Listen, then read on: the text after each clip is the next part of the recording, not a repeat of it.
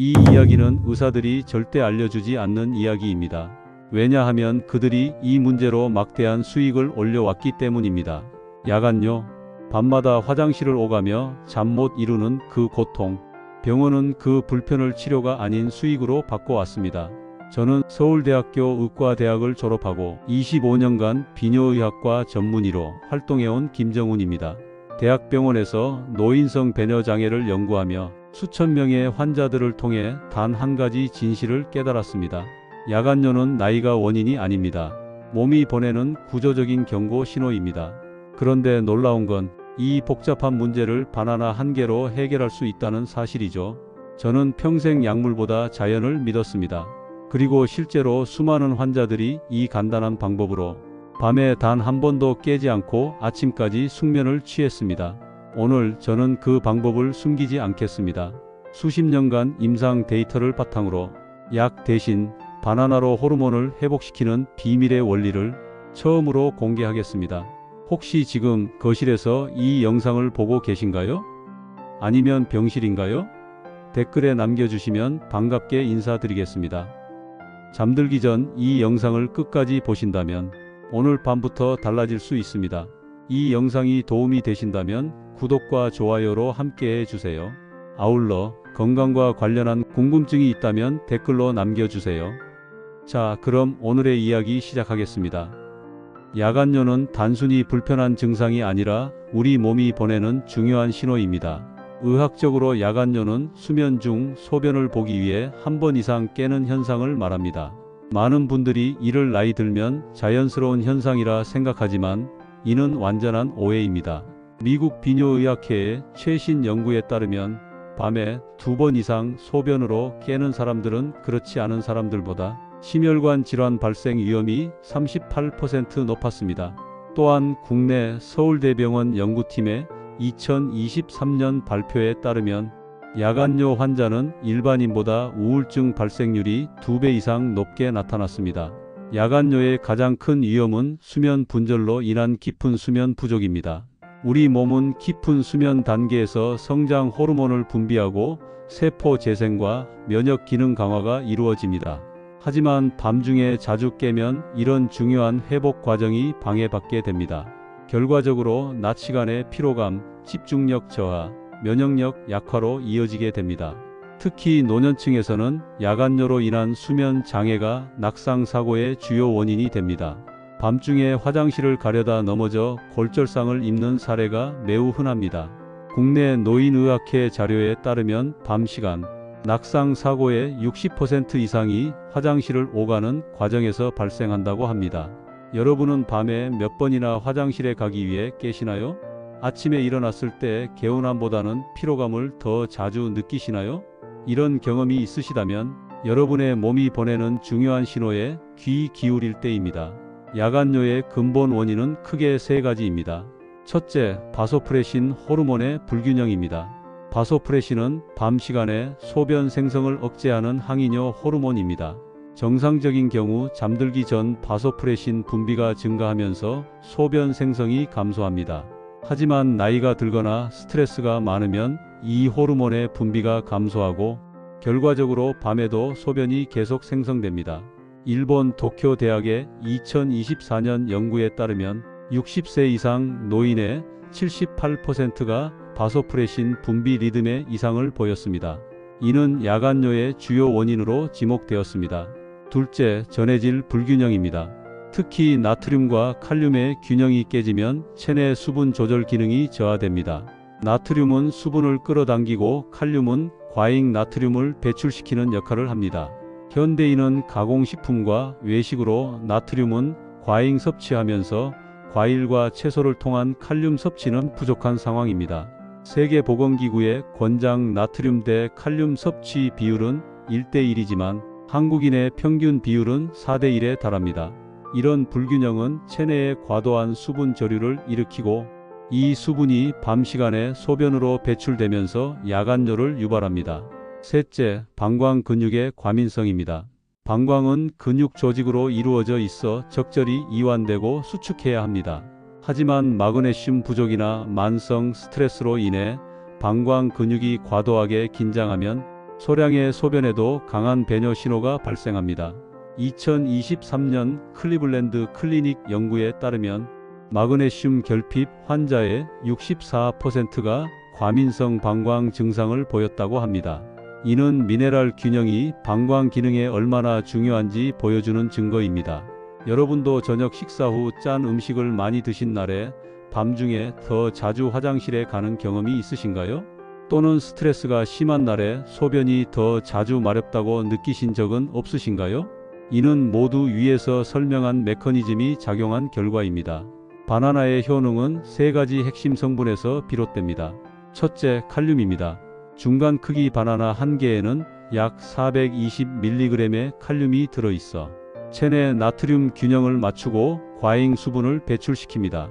하버드 의대 2022년 연구에 따르면 칼륨 섭취량을 늘린 그룹은 그렇지 않은 그룹에 비해 야간 소변량이 평균 27% 감소했습니다. 칼륨은 체내 과잉 나트륨을 배출시키는 역할을 하는데 이는 혈액량을 안정화하고 결과적으로 밤시간 소변 생성을 줄이는 효과가 있습니다. 현대인의 식단에서 칼륨이 부족하기 때문에 바나나와 같은 칼륨이 풍부한 식품을 섭취하는 것이 매우 중요합니다. 둘째, 마그네슘입니다. 바나나에 함유된 약 30mg의 마그네슘은 방광 근육의 과도한 긴장을 완화하고 정상적인 수축과 이완을 도와줍니다. 영국 브리스톨 대학의 연구에 따르면 8주간 마그네슘을 보충한 과민성 방광 환자들은 야간 배뇨 횟수가 평균 43% 감소했습니다. 마그네슘은 근육 이완의 핵심 미네랄로 방광 근육이 과민하게 반응하지 않도록 조절합니다. 소량의 소변에도 바로 신호를 보내던 과민성 방광이 마그네슘 보충으로 더 많은 소변을 참을 수 있게 됩니다. 셋째, 트립토판입니다. 이 아미노산은 체내에서 세로토닌으로 전환되고 이는 다시 멜라토닌과 바소프레신 분비를 촉진합니다. 멜라토닌은 수면의 질을 개선하고 바소프레신은 야간 소변 생성을 억제합니다. 2022년 스웨덴 카롤린스카 연구소의 연구에서는 취침 전 트립토판이 풍부한 식품을 섭취한 그룹에서 바소프레신 분비가 32% 증가한 것으로 나타났습니다. 이는 야간 소변량 감소와 직접적인 연관이 있었습니다. 제 환자 중 67세 남성 이민수 씨는 10년 넘게 야간뇨로 고통받았습니다. 밤에 4-5번씩 화장실에 가느라 만성 수면 부족 상태였고 결국 고혈압과 당뇨까지 진단받았습니다. 여러 병원을 전전하며 다양한 약물을 시도했지만 효과는 미미했고 부작용만 늘어갔습니다. 이민수 씨에게 바나나 섭취법을 권한 지 2주 만에 야간 배뇨 횟수가 2번으로 줄었고 한 달 후에는 1번으로 감소했습니다. 무엇보다 그가 놀란 것은 숙면 후 느끼는 개운함이었습니다. 10년 만에 처음으로 깊은 잠을 경험했다고 말했습니다. 혈압도 안정되고 혈당 수치도 개선되는 추가적인 효과도 있었습니다. 이 세 가지 성분이 함께 작용하면 야간뇨의 세 가지 원인에 동시에 대응할 수 있습니다. 칼륨은 전해질 균형을, 마그네슘은 방광 근육의 이완을, 트립토판은 바소프레신 분비를 조절하여 야간뇨 개선에 시너지 효과를 발휘합니다. 바나나는 그냥 먹어도 좋지만 야간뇨 개선을 위해서는 특별한 방법으로 섭취해야 합니다. 첫째, 섭취 시간이 매우 중요합니다. 바나나는 잠들기 2시간에서 3시간 전에 먹는 것이 가장 효과적입니다. 보통 저녁 8시에서 9시 사이가 이상적입니다. 이 시간에 섭취하면 트립토판이 세로토닌으로 전환되고 다시 멜라토닌으로 바뀌는 과정에 충분한 시간이 확보됩니다.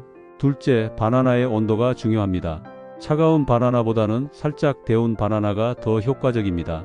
전자레인지에 30초에서 40초 정도 데우거나 팬에 살짝 구우면 마그네슘과 칼륨의 생체 이용률이 약 23% 증가한다는 연구 결과가 있습니다. 열을 가하면 바나나의 섬유질이 부분적으로 분해되어 영양소 흡수가 용이해집니다. 셋째, 함께 섭취하면 좋은 보조식품이 있습니다.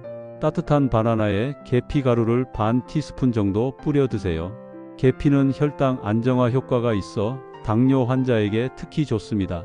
또한 계피의 따뜻한 성질은 신체의 열 생성을 돕고 소화를 촉진합니다. 2020년 호주 시드니 대학 연구에 따르면 계피와 바나나의 조합은 단독 섭취보다 수면의 질 개선 효과가 31% 더 높았습니다. 넷째, 섭취량과 주기입니다. 하루에 바나나 한 개면 충분합니다. 과도한 섭취는 오히려 칼로리와 당 섭취 증가로 이어질 수 있습니다. 특히 당뇨가 있거나 체중 관리가 필요한 분들은 처음에는 반 개부터 시작하는 것이 좋습니다.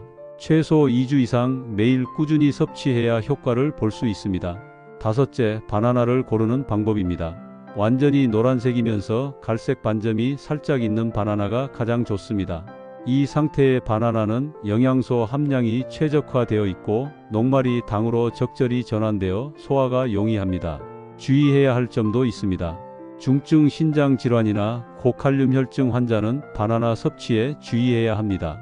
또한 특정 약물, 특히 ACE 억제제나 칼륨 보존, 이뇨제를 복용 중이라면 바나나로 인한 칼륨 과다 섭취에 주의해야 합니다.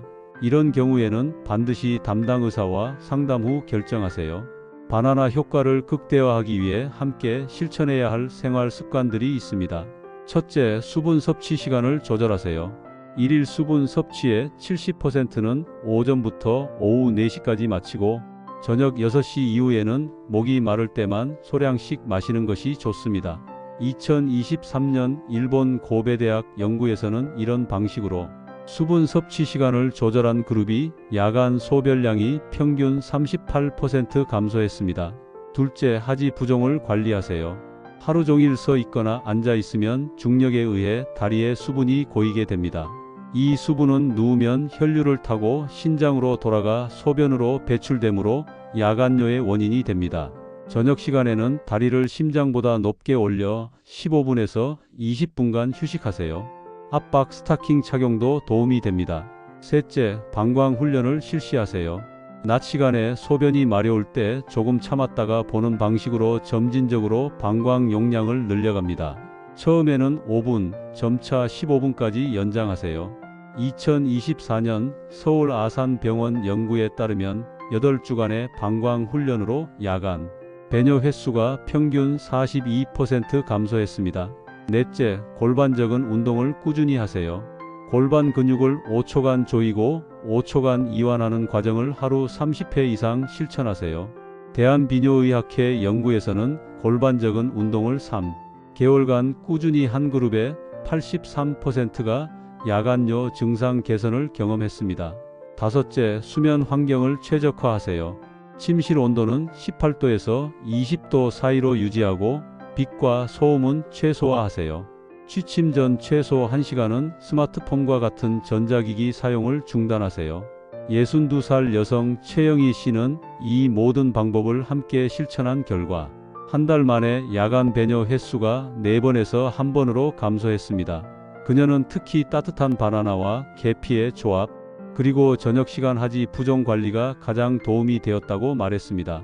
이제 그녀는 수면의 질이 개선되면서 만성 피로와 우울감에서 벗어나 활기찬 일상을 되찾았습니다. 오늘 우리는 야간뇨의 원인부터 바나나를 통한 자연적 해결법, 그리고 함께 실천할 생활 습관까지 살펴보았습니다. 건강은 작은 일상의 습관에서 비롯됩니다. 바나나 한 개에 담긴 칼륨, 마그네슘, 트립토판의 조화로운 작용은 야간뇨의 원인에 동시에 대응하여 자연스러운 개선을 돕습니다. 25년 의사 생활을 통해 약물에 의존하지 않고 자연적인 방법으로 건강을 되찾는 환자들의 모습에서 가장 큰 보람을 느꼈습니다. 이들의 변화는 단순히 밤에 화장실 가는 횟수가 줄어든 것에 그치지 않았습니다. 수면의 질이 향상되면서 낮 시간에 활력이 되살아나고 기억력과 집중력이 향상되었으며 혈압과 혈당이 안정되는 등 전반적인 건강 상태가 개선되었습니다. 현대의학은 놀라운 발전을 이루었지만 때로는 가장 간단하고 자연적인 해결책이 가장 효과적일 수 있습니다. 바나나 한 개의 힘, 작은 생활, 습관의 변화가 가져오는 놀라운 효과는 우리 몸의 자연 치유력을 일깨우는 좋은 예입니다. 내일 저녁부터 작은 습관 하나만 바꿔보세요. 그 변화가 여러분의 노후 건강을 완전히 달라지게 할 수 있습니다. 잠들기 3시간 전 따뜻하게 데운 바나나 한 개와 계피 반 티스푼으로 시작해보세요. 그리고 점차 다른 생활 습관들도 함께 개선해 나가시길 바랍니다. 마지막으로 여쭤보고 싶은 게 있습니다. 오늘 영상을 보고 나서 가장 먼저 실천하고 싶은 게 뭔가요? 댓글로 여러분의 다짐을 한번 남겨보세요. 나를 위한 것일 뿐만 아니라 여러분의 작은 다짐 하나가 누군가에게 큰 용기가 될 수 있습니다. 시청해주신 여러분 감사합니다.